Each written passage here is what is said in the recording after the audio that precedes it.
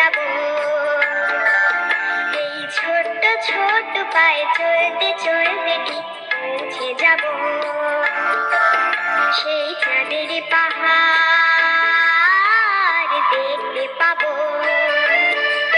সেই চাঁদের পাহাড় মাথায় জাহাজ রামধনু রাঙা হয় দেখতে পাবো।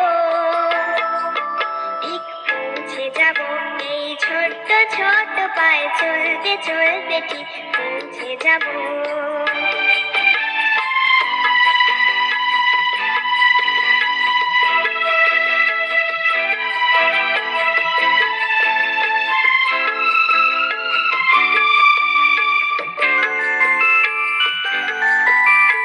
বড় কিছু কাজে কি গো সহজ হয়, কষ্টকে মনে করো কষ্ট নয়। বড় কিছু কাজে কি গো সহজ হয়, কষ্টকে মনে করো কষ্ট নয়। চোখ ভরে জল এলে চোখেই তা মুছে ফেলে, দুটি চোখ ভরে জল এলে চোখেই তা মুছে ফেলে। নতুন সাহসে বুক ভরাবো, ঠিক পৌঁছে যাব এই ছোট্ট ছোট্ট পায়ে চলতে চলতে ঠিক পৌঁছে যাব সেই চাঁদের পাহাড় দেখতে পাবো। সেই চাঁদের পাহাড় মাথায় জাহাজ রামধনু রাঙা হয় দেখতে পাবো। ঠিক পৌঁছে যাব এই ছোট্ট ছোট্ট পায়ে চলতে চলতে ঠিক পৌঁছে যাব। ও ঠিক পৌঁছে যাব, ঠিক পৌঁছে যাব, ঠিক পৌঁছে যাব।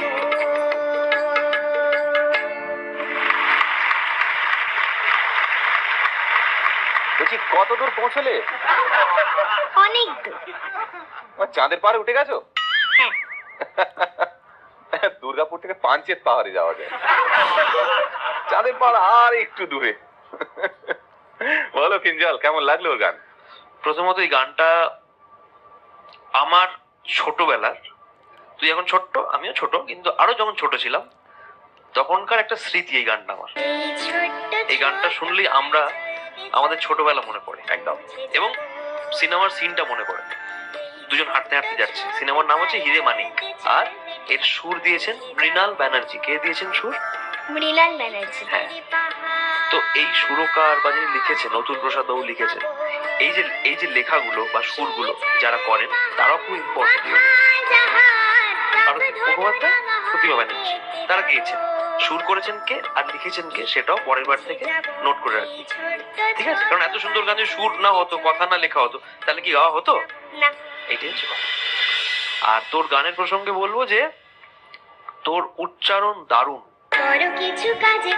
সেটা ভাল লেগেছে। তোর গাওয়ার স্টাইল ভাল লেগেছে, তোর এই কিউট সুন্দর লুকটা ভাল লেগেছে, সুন্দর ড্রেস করেছিস, সব দিক দিয়ে আমার খুব ভাল লেগেছে।